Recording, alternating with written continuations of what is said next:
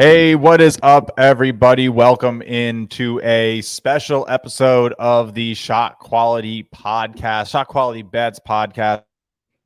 Friend, big 3 for 3. We are going to be talking a little bit about something that is coming to the Shot Quality Bets website quite soon. Something we're very excited about, the Model Sandbox. And if you haven't heard about it, it's basically just a custom model. Good. How are we doing, everybody? Basically a custom model builder that we can essentially choose any parameter from the shot quality array of metrics to combine into a unique blend of projection analysis. And I'll let Big 3 talk to you a little bit about what it is a little bit more directly. Is the echo bad? Echo so bad? That's not good. YouTube killing me out here. Let me see what I got.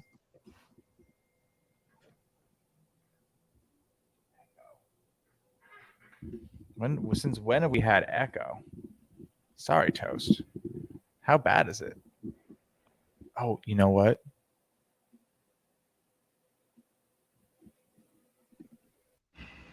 How's that? Is that better? No, only one person had. Maybe that's you, Toast. I don't know.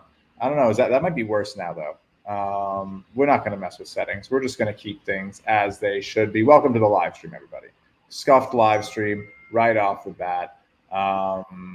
Let's see. Is this mic a lot worse for everyone?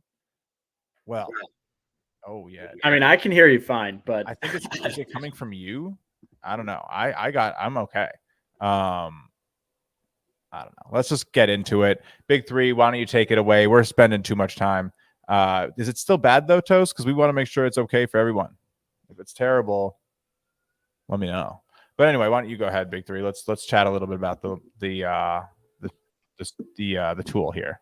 Yeah. So basically, the idea was to create a way for people to use shot quality data, kind of for their own. I know, like, honestly, maybe the most valuable part of shot quality and the shot quality betting website is the data, not necessarily the model, which also is doing super well. But I know that a lot of people are looking at using shot quality data to handicap better themselves and to make better models themselves and to kind of use that. And to be honest, like, we use a lot of these stats, but as you start to use, 60, 70, 80 stats and like some of our testing, like some things do get watered down. And maybe some of these stats, you'll look at it and you'll say, I don't know why you would take that into account in a betting model, right? And maybe some of them you're like, okay, I really want to weight this highly. And this is something that I don't really think exists anywhere, at least to this extent. Like, there's other sports like golfing, right, where there's some tools like this that you would use as like weighting variables. Mm-hmm. And so I think and that was kind of where the idea originated, but this is not just weighing variables. This is a full blown like regression model that we're creating using these parameters that you choose here. All right. I love it. And it is going to be so powerful. I don't think people understand the application. Like, when you hear a model sandbox, like you can, like, if you have opinions on how certain teams play, on how certain conferences play, on what's important in various games and what's going to, like, impact a specific matchup, like, you can use this tool to model for that specific game. You can use this tool to model for, a specific conference. You can, learn how it works. And what, look, we got to be very upfront about things here. This is a beta test for this, right? This is not necessarily the final product. We are expecting it to look better when people like yourselves in the audience watching at home, when you get your chances to look at it, which will be in the coming weeks. But, we definitely want to make sure everyone understands that it is in a rough state, and we are looking to make it better through the stream, but also sharing it so that you can all get, excited about what's to come and ask questions, learn about it, and get ready to really use it to the best of its power.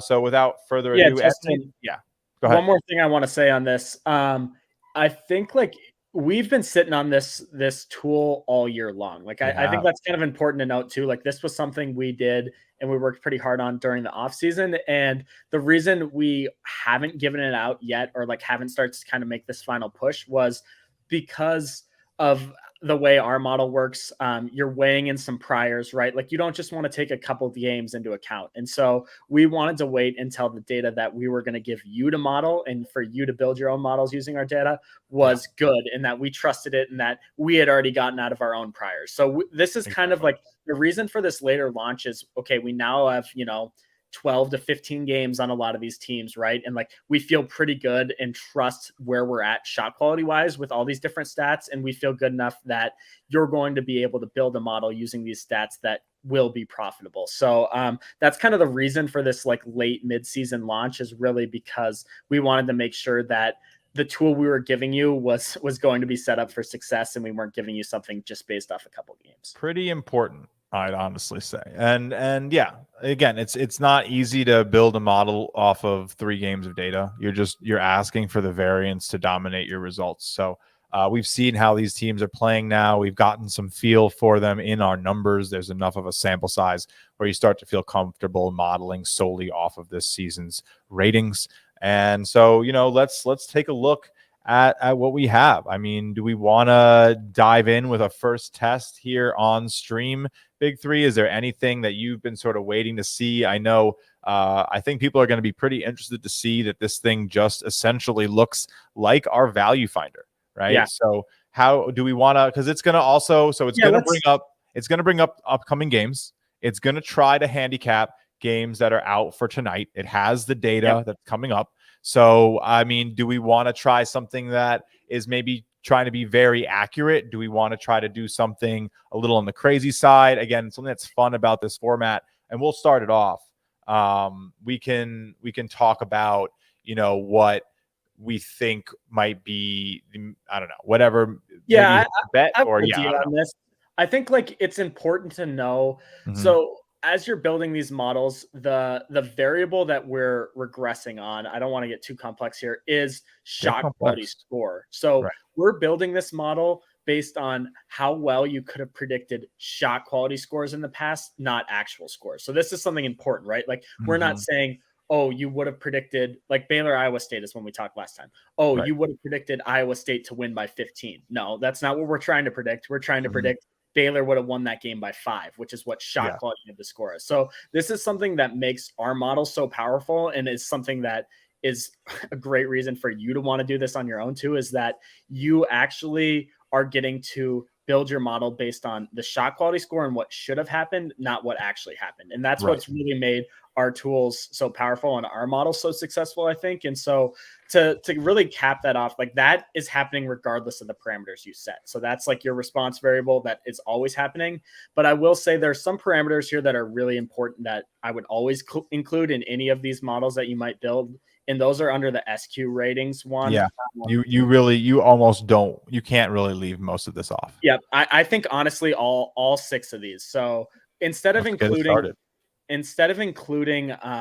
like overall SQ rating, we just did offensive and defensive. You can't include all 3 because they're combinations of themselves that would break a model. So that's why we don't have like overall SQ rating. We only have offensive and defensive here. But honestly, pretty much any model you want to build, I think those 6 should be in all of them. And I think we are expecting for the final product to have a recommended starting few as the most accurate and predictive metrics. But yes, if you're sitting there at home and you're trying to learn about it, how the best like take advantage of this model, it's probably not going to be very recommended to take these types of ratings out, because you're going to be ignoring just such an important baseline for what it's sort of regressing against.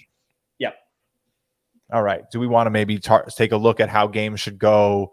If we really only value various 3-point defense, or do we want to look at, because this is where it gets interesting, and I'm excited to ask the chat, like, what do you guys want to see? What type of model?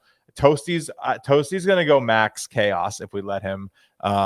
So that's just how he rolls. But yeah, I don't know. We want to let's try something where maybe we take a look at opposing. So I mean, and help me out here too, Big Three. This is going to be what opponents have been able to do against the teams that we're projecting, right? So essentially, like, just so people know too, like what we're predicting here in this model, like with the way that the model's set up, is you're predicting one team's score. So we predict the teams separate of themselves, right? So like Duke and North Carolina play. First, what we're doing is we're predicting Duke's score based on Duke's offensive metrics and Carolina's defensive metrics. Then what we do is we predict North Carolina's score based on their offensive metrics and Duke's defensive metrics. Now there are some interaction terms and stuff like that, but just so you know, these opponent ones are basically like what North Carolina is allowing per game, right? And so yeah, I think like some of these things, right? Like, so this would be in the Duke North Carolina setup. That's just my classic go-to game. I'm a Duke fan. It's always on my mind. But look, we so can't win them all, big three. Exactly. So you're seeing basically like North Carolina's catch and shoot 3-point frequency, like how frequently they're allowing that shot. Right. The points per possession there. So like how well are teams doing catch and shoot 3-pointers against North Carolina? You know, how good is North Carolina defending the half court? Yep. And what else do you think should go in here? Yeah, let's look at a couple other ones. I think honestly, like transition frequency is a pretty big one too, right? Especially transition frequency is going to be really important to a total, right? So we do have tempo metrics on there as well, but you have to think like, okay, how often is offensively are you going into transition, and defensively are you allowing teams to go into transition? So let's make sure we're also, so let's make sure we put team transition in as there again. Yeah. And I think even points per possession there on, especially on the offensive end, like how I agree. Are they? So yeah, those are some pretty important ones, especially like I said, to the total, right? Like that let's put in be a good indicator as well. Yep. All right, and then let's take some 3-point frequency and points per possession on catch and shoot. Yeah, and then let's also do maybe a off the dribble 3-point points per possession, because that's probably going to be where most teams score most of their points on threes. And then right now we got to make sure that everyone knows the sandbox. I believe it might cap at 20. We got to see it. It's supposed to go to 32. It's built to go to 32, but it might cap at 20. So do we want to like finish off with any box score stats, assuming we only get 4 more? So let's go. I do have one more that I do want to talk about. This is a shot quality model. So let's go back to shot quality stats.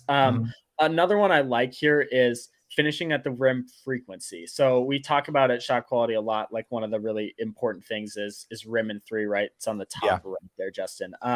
But we want to know how frequently are teams taking these like high shot quality shots. So I want to know just like basically how frequently are you finishing at the rim. So I think that's pretty important from the offensive end. Am I blind? Where is it? It's right there. You were just over it. Team finishing at the rim? Yep. Frequency of finishing at the rim. Yeah. Okay. Yes, I got you. They all start to look the same. And then maybe the ability to keep teams from finishing at the rim, right? Yep. All right. So then we can pick some this. Ones, yeah, maybe finish it with like offensive rebounding. You know. Yeah, I think that's good. I will say too. Like, put in raw pace.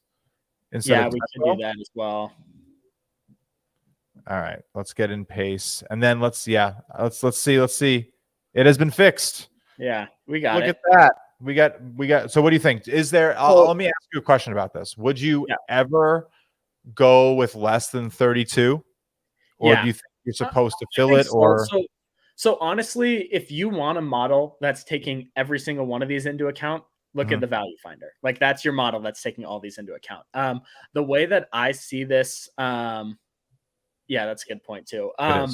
The way that I see this model being used is really like, okay, you have the value finder, which is taking all of the shot quality data into account. Maybe you have your own read on the game, but what you really want here is like, okay, I want to ignore like you just said there, mid-range stuff, or maybe free throw stuff, or maybe like, I don't really want to look as much at the defensive stuff. I'm really focused on, this offense. And so like you can kind of isolate some of those. And the way I would use it at least is like combining them, right? So like last night we had 7 points of value on Duke. We had a good night last night, but we were wrong on Duke. We had 7 points of value. Duke just was wrong. Duke came out wrong. It was bad. But the read here is, okay, the value finder and all of the shot quality data likes Duke. Now you come to this model and you build a model maybe based on a lot of 3-point heavy stuff, or maybe like we're kind of doing here, 3-point heavy and finishing at the rim stuff. In that model, maybe likes Duke even more, or maybe it doesn't really show an edge on the Duke game. Good. And so I'm that's glad. where you can say like, okay, but what you can see there is like, okay, Right. maybe a lot of this edge on the Duke stuff is coming from other areas that I don't care about as much, right? Mhm. And maybe that's a way that you're using this model to eliminate a play. Or maybe, you know, one of the games that we didn't have a side on, this is showing a lot of value on one of the sides. And you say, okay, actually, these are the variables I care the most about. So I am going to play that regardless. So that's kind of the way I see this tool being super useful. Yeah, and look, I think it's going to take some trial and error. This is not something that you're just going to be able to come in here and whip up something that's going to kill it.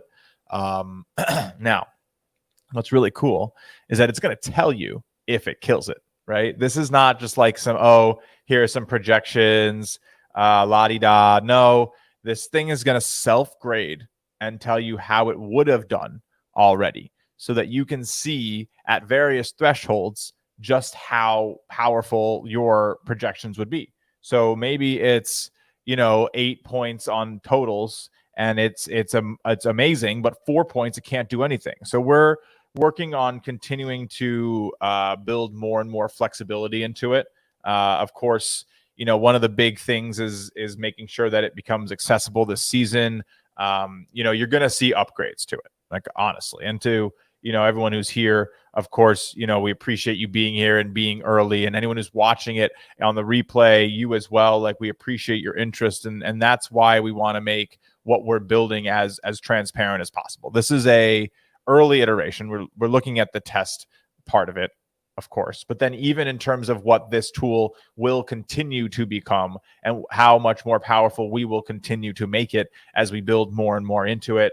Eventually being able to support multiple models, being able to switch between them, being able to import them into other tools. Like, maybe you love your model so much that you want to go and you want to bring it into the trend finder, or you want to see what it does on the scores page. How are the scores with my model? I want to see like all of that. Like we have, we want to bring all of that type of flexibility in. But Big Three, do you think we should hit the button? Should we run the first one? So are we going to be able to get more than 20 in here or no? Yeah. We can get okay. higher So than 20. let's throw some more. I just want to talk through some of these. Like, Sure. I built the actual model, like there's some of these that are way more important than others. And so I kind of want to throw some of those out, and a lot of them are pretty logical. So like team true shooting percentage is pretty important. Kind of going back, and I want to stay consistent with our rim and three trend that we're kind of going on here. Team shooting, true shooting percentage, is a pretty good indicator of that. I think like you're obviously getting a good sense of quality of shot, and how many shots or how many points those shots are worth, it factored into that. I think also let's go average points, just like for the team here and this team score. So very top left here, Justin. And then on the opponent, let's do average points allowed. The other ones aren't, oh no, sorry, not that one. The allowed one. Allowed? Do you want? So yeah, no, that's good. And so you can include both those, obviously, but to me, I'd rather know how many points the defense is giving up and how many points the offense is scoring. These are just some box score ones, by the way. And then so important. This is, I think, it's so unique to be able to combine them. You can say like you can have your own personal beliefs about how like basketball teams truly create value. And that might be something that you see in box scores. Like, oh, I'm a big believer in rebounding, or, I don't want to bet on teams that allow like high free throws, or I do want to bet on teams that allow high free throws. And I want to use this model to find those teams and then fade the ones that can't shoot. Yep. Right? Those are some other good ones. So let's go like opponent free throw rate, which is right in the middle here, which is going to be, this is how many free throws North Carolina is giving up in our example. Let's also go with opponent turnover percentage, which is very bottom middle there, Justin. This is a pretty big one. So like we said, we already pulled a lot of these shot quality ones, and you could just do straight shot quality ones and probably build a good model. But some of these other things are pretty important context, right? Like that's something that when I check a box score, that's one of the first things I look at, right? It's like, okay, how many free throws were they giving up, or what's the other team shooting? And, how many turnovers did they have compared to their opponents? Because if you're getting 8 more shots or 8 more possessions than your opponent, you're going to be in pretty good shape. So let's go to the team box score one and grab those same two. So free throw rate, team turnover percentage, and team free throw percentage, which is left on the second from bottom. Got it. They man, tough to read. But good call. All right, I think we're getting pretty close to something. I kind of like this. Yeah, I like this. Now, for where we are in the testing state, in order to save it, I must take a photo. And we will. I'm not sure that you guys can see this, but I have it saved so that if anybody wants this first model one day, and it's like, oh man, the first model they made on the stream is the best one I've ever seen. Maybe it will be, but we have it saved. All right, let's run it. First, I just want to talk through what's happening here, I guess. Woo! Oh man, all sorts of working on it. Numbers. Some nice ROI. I think those might be. It might need to be divided. Yeah. Okay, so some things I do want to comment on here really quick. So basically, what we just did was we picked, or what that just did when he pushed create model was take all of the variables and run a model on every game that's happened this season with those variables, and we're creating our predictions based on what we would expect a shot quality score to be when UMBC and Albany play tonight, right? Like this is based on all of the variables that we just selected. Now, what I will say too is we're going to see more value on these because we're not taking into account everything. So this is important for the actual model too, but the purpose of this model style is to be directionally correct. It has nothing to do with how much value we show. So like, Brian, you should not increment your bets for how big the edge is. Exactly. So strictly look for it to be past your threshold. Exactly. So Bryant has 18 points of value. That doesn't mean that we're really, really, really sure that Bryant's going to win. Yeah. SMU 31. I wanted to see really quick. Yeah, that's a lot, but let's see if right now we have it set. I just want to see if everything's working. I have 4 points. If we move this to 8, we're literally testing this live, guys. So welcome.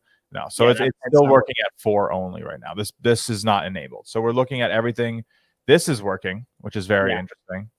But clearly the units are not correct. But you do see winning percentage, which is nice. But that's pretty good too. Yeah. Nice. We're coming along. This model does a little better as we show more points of threshold, but look at how insignificant that is, right? So 56.2 at 4 points and 57% at 8 points. Right. I just want to say, like, the fact that it's 4.1 points of value or 30, I think this might be reading a line backwards or something. It's weird that we have SMU favored by 12, but it could just be because of the variables we accounted for, right? Like this is kind of what happens with shot quality stuff. Like when you are only taking into account some of the things, like you're going to see different results.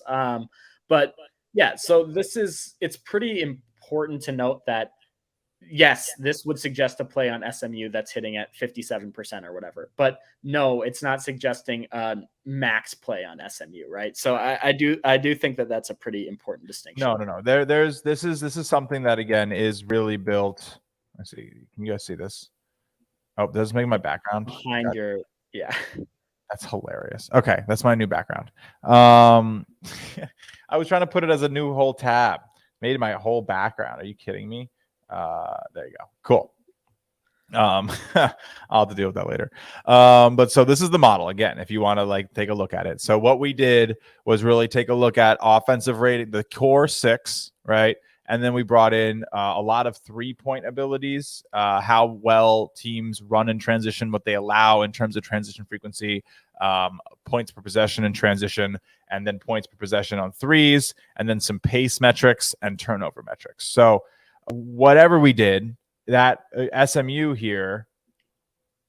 Oh, is this going to load? I don't know if that's fast. I don't think it knows what the heck to do with that. That's funny. It doesn't know how to open this right now. It might know how to. Yeah, it doesn't know how to open this. That's not going to work yet. We have to make sure that's probably just not hooked up. Good catch. We are literally live debugging this right now. You are here live with the ShotQuality Bets team, seeing it happen. No, but I'm curious if you go to totals here, Justin, what we see. Please. Let's check it out. Interesting. So let's see. Do you think we have a lot of massive spread? Yeah, a lot of big ones. But it's honestly even less. Like we'll see this on our value finder with a lot of the teams. Not 22, but 20 points on the under. I'm fascinated to see how this is. I kind of almost like want to make like a mock bet stamp, you know? Like yeah. I want to like just see how this goes. I can't wait to see this. Yeah. And I will say too, like that's something Pacific unders. If you have been betting our models this year, you would know that our models like basically every single Pacific under. It's something with some sort of their data that we really love Pacific unders. Which it's funny because we talked about it initially, like their overs the first few games, and now I think the market got really hot on their overs, and now they're trending hard under. But honestly, no, I clicked. This is why you got to save it. We got to rebuild it. Let's see if it comes out exactly the same now. These six, we had. Oh boy, you're seeing the problems, everybody. Let's see, what else did we get? So we went to opponent catch and shoot 3-point frequency, which I think was an opponent stat here. Yeah, and their points per possession. 3-point frequency, opponent catch and shoot. We got to make sure it's perfect. Opponent D catch and shoot 3-point frequency. Yeah, it's points per possession. Yeah. Nice points per possession here. Oh, Jesus Christ! I'm going to lose my points per possession. And then defensive is going to be. I should just search it. Points per possession right there. I got you. Nope. Yeah. And then you need transition frequency. Cool. And then we're going to go to team transition frequency. So the same things on the offensive one. So team, where is it? Transition frequency. This catch and shoot. Okay. Yeah, this is you're seeing why it's in beta, guys. Like you're here seeing it live. Why don't we want to maybe talk about any games you're betting tonight? Big three in the meanwhile while you do this, that's fine. Yeah. To be honest, I haven't placed really I haven't actually bet anything yet. I will say too, like it's my conferences are playing games tonight. So let's just go through. I'll tell you what the numbers like, what I like. So my conferences are Big Sky Conference and the two going tonight in Summit League. Well, I'm kind of confused on Eastern Washington. So right now I have the value finder pulled up. I'm kind of confused on Eastern Washington. They're -6.5 at home against Portland State tonight. And we show 3 points of value on them. I don't think I like Eastern Washington. Do you want to share your screen, Big Three? Well, let me. It should. Guess we'll see. Present and choose the window. Don't do your whole screen. They can see everything. Hey, thanks for hanging out, guys. Is this going to be a premium feature only? That's a great question. So it is going to be it is not going to be a free it's not going to be a tier 1 standard feature. It is going to be premium. It is going to, though, be available for everybody to use when it's debuted, so you can test it out. Any member of the site, anyone who uses the model is going to get most of the entire month of January, like complimentary use of the model sandbox to get a feel for it, see if you like it, see if you feel like it's worth it. And that's with the $20 a week subscription. So anyone who does that, there'll be a lot of codes if you're a new member trying to maybe try this out. This is going to be something we want people to try. So if you're interested in it, if it sounds cool, we can definitely get you a trial, all that good stuff. Let me put your screen here, Big Three. Go ahead. Let me finish up on mine. It's on the screen, so you're good. You see it? Yeah. Okay. So yeah, this is what we got on for Big Sky. This is Eastern Washington. We have 3.1 points. Sacramento State we have 5.2. Montana 2.2. Montana State 1.1. I will say I do agree with Sacramento State side. I think that's moved off of. I think Sacramento State was only like -1.5, -2 early on. Let's check. Sacramento State was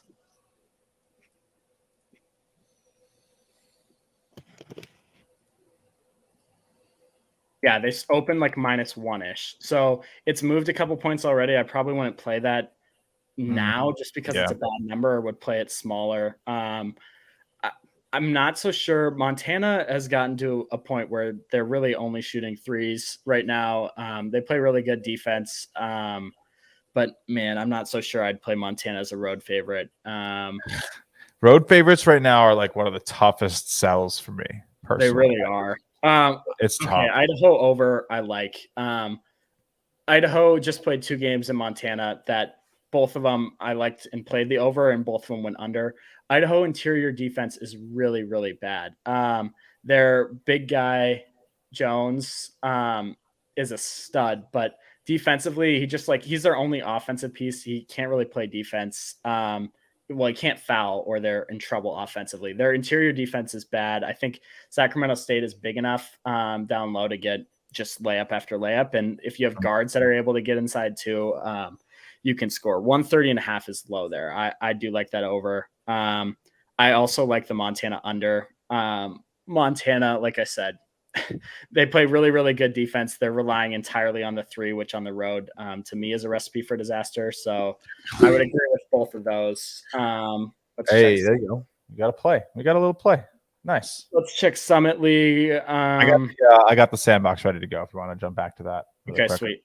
I just want to. Whenever you're ready.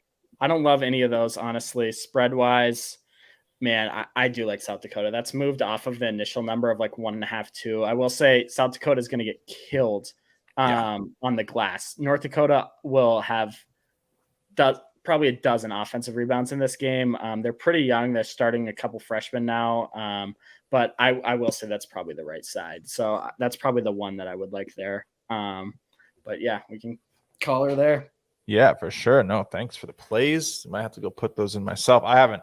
It's been so crazy trying to get this thing into a working state that the royal we have not had time to do any handicapping. One day, and that's why all my plays are free this year. Just I used to put in so much time, man, and it's hard now. It's hard because we're just trying to build crazy tools. Now, really good news is that I entered the parameters exactly the same way, and I got the same values. So, woo! We love it. We love to see it. And in the meantime, the endpoint was updated. So look at that. We are literally live seeing some of our great development team kind of get some of this stuff done. The ROI must be the next one coming, but this is a lot nicer. I'm not sure if it's exactly perfect, but they are clearly working on it behind the scenes. Look at that. Everything. I wouldn't hate this. I mean, if you can get me a 4,100 ROI, I'd probably sign up for your service. But, it's probably. I don't really understand. It's funny too because I think working in reverse. If you think about what we did too, like we only entered 27 parameters. 4 of them were tempo and pace for teams. I talked about transition. We put in transition and transition frequency and points per possession, right? So like what we had kind of built here was almost like a total model, which was why I was interested to see what the totals look like. And it's funny to me that even given we only put in 27 parameters, a lot of the totals were they were closer than the sides, right? And I think, like I said, we used a lot of our parameters on total things. And so, like I said, this is kind of something that I would supplement with the other shot quality betting model, not use just on your own. I think in the future, we might move to where you could even choose more than 32 variables if you wanted to kind of weigh out some of this stuff. But yeah, that's just kind of part of the nature of only selecting 27 variables, especially when a lot of them are related to a total. Like you're going to get some weird sides that are way off. Yeah, you're definitely going to get some weird stuff.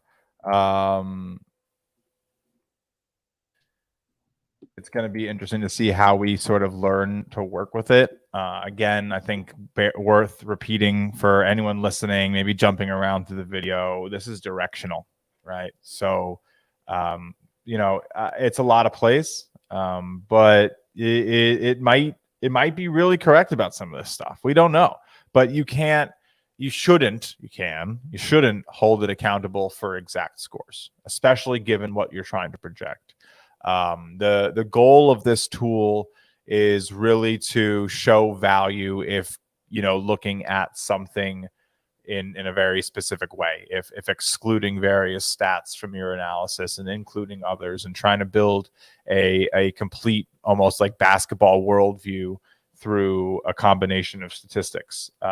Now, I mean, that being said, what I'd be really interested to do is, like, one day have this, you like line it up next to the value finder so that you can almost compare two of your models side by side, or blend them together or somehow, and like that. For now, it's going to be manual, but someone like, if I'd be really interested to know like how the biggest plays here, or not even the biggest plays, but like how all of the plays, probably the total specifically, just line up. So I just looked it up. Like, we have the ShotQuality betting model has Pacific under by 7.5, and it also has McNeese State over by 6.3. So we agree with both of those plays on the ShotQuality value finder, which I think is like, it shows like, okay, like the full model is also in agreement, but when we look at just these things that you chose, like the edge is extended a little more. And like we were talking about earlier, like honestly, we want the edge to be high. Like obviously 30 points for SMU. I don't think SMU is going to win by 10, whatever. But no, this game could go over by 22 points tonight. Exactly.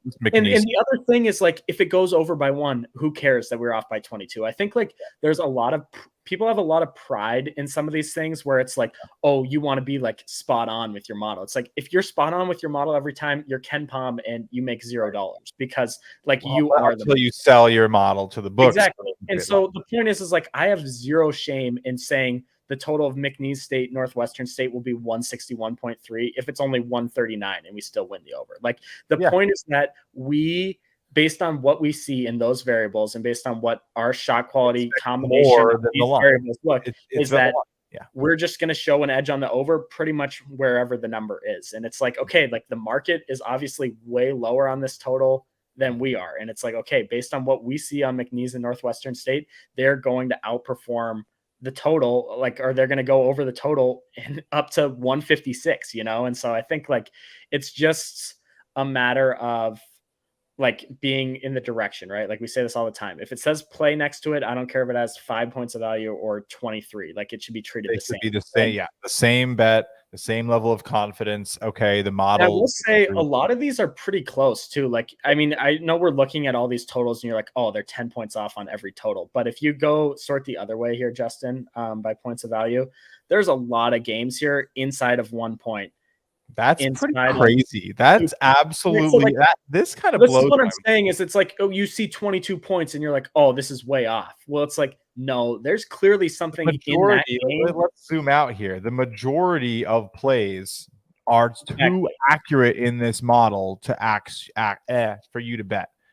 And way more than half. And like, there's a lot of them that are 10 points and over here. I'm going to be curious. We're going to have to take a screenshot of these plays, Justin, and see after the fact. But what you're seeing here is, okay, this is not a bad total model, which, like I said, when we were building it, we did build it for totals. So you're saying, okay, this is not a bad total model, but there's something in these games, especially those 10 and up ones, that it sees that is way off the market. And it says, okay, like this is wrong. And it's crazy to have 20 games within 1 point of value and then have all these ones over 10 points. Like, it's not like this is just like guessing and it's just like putting out random numbers. Like, we're really tight to the market on 70% of these games, and the other 30% we say this is way off and they're wrong. It's a little bit less accurate for spreads, which would make sense. There's a higher population of disagreement lines for spreads. And I'm not going to take the picture. I'm not going to take the picture because we specifically designed it for totals. So I don't think the spreads matter.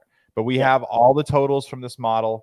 I would love to maybe, and this is such a fun stream for me because as someone who like helps ShotQuality figure out what we should be adding next, I think we should have like the ability to exclude totals and spreads from these calculations, like totals only. Yeah, that's a good idea.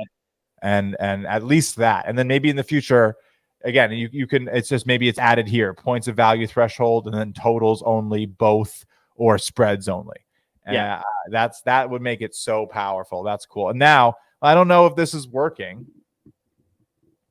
Shall we try this? I will say too, I think part of the reason that there's so many games on these records is, and this one's different now. This page is not working yet, I don't think. But part of the reason there's so many games is this goes back through the But look, we reloaded it properly. Yeah. This goes Hey, back to the yo. start of last year, though. So that's why there's like, you're like, oh, this model has played 3,000 games in 3 months. It's like, okay, I understand you're still not going to play 3,000 games, but it's 3,000 games in the last year in 3 months. So this is like, we're trying to give you a larger sample of testing. So it's last year's data on last year's games and this year's data on this year's games, just to kind of give you more of an idea of how accurate it's really going to be. Yeah, exactly. And I'm honestly really happy that it's working to go back to that page and back and reloading it. That does mean that we are saving it on the back end. So that's really cool to see. Kudos to the team. It's looking good, man. I'm really excited about this. We're going to watch these spreads come in tonight. I think I got to run in about 15 minutes. So let's build one more model and maybe let's try to do one.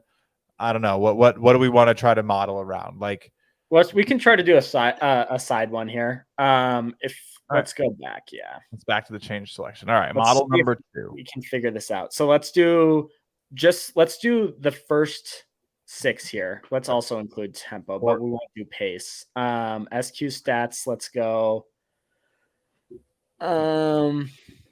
Let's do a lot of points per possession ones as opposed to frequency. So this is going to be, we're going to focus more on how efficient teams are as opposed to like what their shots, what they actually are doing on the floor. Yeah. It's about how their efficiency is on play. Catch and shoot, finishing at the rim, half court. That's one we didn't include in the last one. Half court PvP, it's top middle-ish. It's pretty important.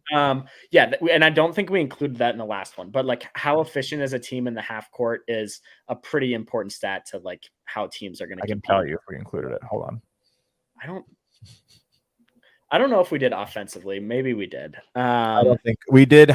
We did opponent defensive half court points per possession. So we just did defense, not offense. Correct. We did not do it on offense. We could even do like transition points per possession here, even post up. Yeah, post up's pretty important. I don't really care for isolation in a weird way. I don't like that one either. I like P&R ball screen though. I think teams run that a lot. I don't really want mid range. I'm looking to understand the most valuable ones, right? Honestly, I think mid range in the shot quality model is negatively impacts it, right? So that's another thing to keep note of when you are building these models is it's like just when you click a button and say team mid-range frequency, that doesn't mean the higher mid-range frequency they have, the more the model's going to like them. It could be the exact opposite, right? So like I think in the actual shot takes it into account and regresses it and tries to find the best fit using that data. In our model, in our model, we take mid-range frequency into account, but I think it's a negative impact. Like if teams are taking more mid-range shots, I think they get like a half point bump down for like, like how we rate them offensively. So we could include that one too. Frequency of mid-range. And that will kind of just give us our, like, how good of shots are they taking here, Justin, if we want to do that. Which one? Sorry. The team mid-range frequency, third one on the left. Okay. Yep. Team mid-range frequency. Nice. Now we can get some opponent ones. Yeah. It's probably similar stuff, right? Points per possession type stuff I would do. Catch and shoot, probably finishing at the rim, probably get that good, like, again, P&R ball screen, post up points per possession, and transition points per possession. We can grab some box score ones now too. Let's do average points and average points allowed. Nice. If we're trying to go sides. Should average points allowed be on opponent? Like, what is that? Is that so this is still like if we talk about the Duke North Carolina example, like if we're modeling how many points Duke scores, right now we're taking into account how many points Duke allows. So I don't think it's insignificant, right? Like if you have a team like Maine, that's like maybe scoring 60 points a game and giving up 80 points a game, like it's kind of important to know for how many points you think Maine's going to score, how many are they giving up, right? Because if they're just getting killed defensively, like that's probably going to change, I don't know, how many points they might score. So it can be useful, I think. If we want to go to the opponent one, we can just do average points allowed. Let's not do opponent average points. Yeah. Okay.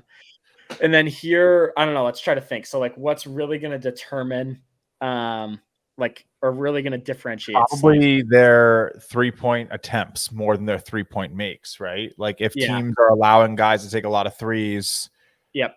Because that's more opponent independent. right? Which If makes guy, and sense. that's another thing. Like free throw attempts, I think is important. Yep.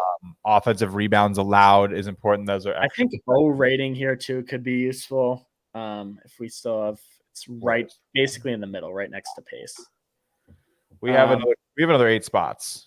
Okay, let's go effective field goal percentage this time, bottom left. Nice. And let's go to the team box score stats and see what we can pick out. Probably let's go effective field goal percentage again, turnover percentage. Yep. Steal percentage. I think steal percentage is important because those are like live balls, right? Those are free. That's free possessions. Yeah, that's true. And then team offensive rating, maybe. Yep. And free throw rate. And 3-point attempted rate. And then maybe finish with let's pick another shot quality one. Team what's free throw rate versus free throw attempts? So rate is like percent of possessions. Percent of possessions versus how many they actually get. Okay. Yeah. Thank you. Let's do finishing at the rim frequency for team. I like that one. Bang. 32 of 32. Oh, we got to take the picture or else we'd be in trouble. You're going to fit into one picture? I zoomed out. I got you. Cool. Let's see how it runs. All right. So interesting. A little worrisome that we're seeing the static same numbers. So I wouldn't take that for a rock, skip, and a throw. We got to check that out. Also, I think I might need to reload the site. So, yeah, we're getting the same numbers. Oh boy. What do we do? What do we do? Uh-oh. Have we taken too much? Like, can we? All right. So it might be because it's only taking the ones from the last time. Yeah. You think it's? I don't know. All right. Let's try something. Let's just do a test because look, we are here testing it. That's what we're here to do. This is why it's not available to everyone right now. Hell yeah. All right, let's just throw some random stats in it. Right. This would be, just do like even, you could have just done like 10. I wonder if it's going to give us the same prediction. Or maybe, actually, I bet I know what's happening, Justin. Yeah. So first of all, it's not. Okay. It just, what happened was that last time when I went back to this and then I did it again, I would bet doing this. I think what happened is it saved. That's what I was going to say too. So like we are working on a way to access your saved models, but it's not, see, there you go. So we're working on a way to access the saved models, but there's no way to actually do it right now, but it is saving to the user. So like right now, part of what's happening is it's saving to Justin's user, or I think it did save to Justin's user until he like actually reset it. So the first model that we showed and like we went through, like that was it. Predictions generated. No, for sure. Okay. No, because again, if you just do this, we're gonna get it. If we just do these 9, we're gonna get a different one. I promise, because I've reset it enough. Yeah. Right. This is a brand new model. A lot of value on SMU, but it's a completely different score. Look, right, completely different. This one likes over there. Yeah, but it's 5 points different, right? It was 161.3. So it's just a little finicky. It's just a little finicky. So I think we just got to make sure that is understood. I'm a little annoyed we just built that whole model and we don't get it to stick. But let me just go through, pick all 6 of these. Okay. Okay, then let's go to that and just pick like points per possession ones. Just, the important points per possession ones. Make sure you get transition frequency and points per possession at the end.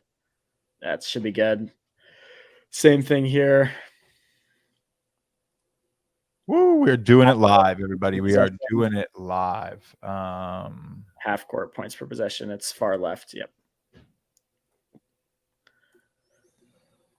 And then average points. O rating.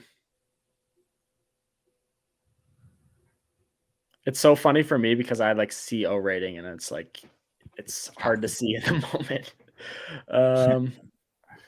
Points allowed up here too. Make sure. All right. I think we're pretty close. Let's see if let's go opponent assist percentage. it's also very possible that like one of these variables just absolutely loves SMU, and every time that you're in SMU, see that's different though because Western Kentucky is 25. higher. Yeah. So I think what's happening is one of these variables just loves SMU, and honestly, like we said, or multiple of them, you know, maybe, Yeah. and who knows, maybe SMU blows out Houston tonight, man. No, could It's you funny imagine? too because our model that has all of the variables taken into account only has SMU by like 1.3 points. So The problem here is that every single line has a play. oh my gosh. But yeah, something we did in this one was weird. But go to totals. I'm curious if those ones are better now or better still. No, this model sucks. It thinks everything's off. 4 points everywhere. That's insane. Yeah, that's crazy. So that's a really good determiner. The 6-point threshold right now. What? It's just weird that everything was 4 points or more. Wait, now click on the. Oh, it's actually not showing them now. Above. Oh, it's that's not weird. Showing them.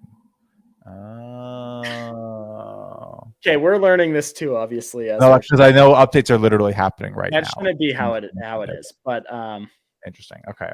So it shouldn't delete them. It should just be changing what's showing in the play column. Right. Instead, it's not showing anything except when you go 4. This one works. Oh no, it's only showing 4. Oh, it is, but it's not putting the play. Oh my gosh. Okay. Well, I think we're getting. That's why it looks like everything's in play. From what's that? We need to end the show. Like I think that's where we're at right now.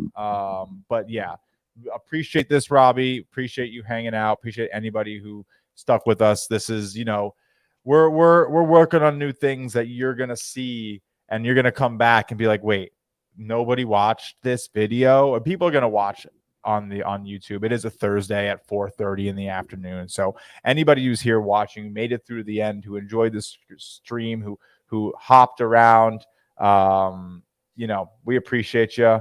And we'll see you next time. Toasty, as you always here, appreciate you, man. We'll definitely be we can't forget. Last thing I want to say too.